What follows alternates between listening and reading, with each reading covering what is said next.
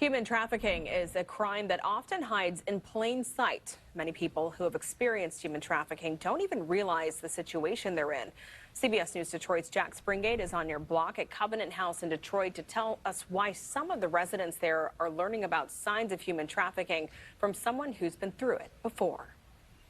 Well, Alice Johnson was the one delivering this message. As a survivor of human trafficking herself, she says her story not only helps these residents identify themselves as victims of human trafficking, but also helps them heal as survivors. Trauma is one thing many of the 18 to 24-year-olds who live here carry with them, and that includes the trauma of human trafficking. One of the reasons why it's so powerful is because it is done from a survivor's perspective. So I'm a survivor, so I would come in and talk to them about what trafficking entails. She says part of this is helping people realize that they are victims themselves so they can start the journey of addressing that trauma. Most survivors do not identify, especially if it's familiar trafficking, gang trafficking, people who are being brought up in the system where you're still kind of young and you really haven't grasped the concept of what that is or why it's happening to you. Some of that healing can happen right here at Covenant House. While a young person can remain housed at Covenant House, we work with partners in the community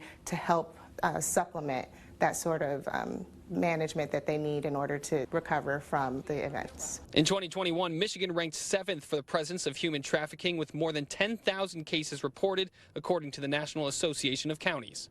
Now, that's just the number of cases reported to the National Human Trafficking Hotline. So many more go unnoticed. But Covenant House and the City of Detroit Human Trafficking Task Force, they're working to change that with flyers like these. Not only does it encourage people to report suspicious activity to the Detroit Police Department, but it also lists several resources that potential human trafficking victims can call for help.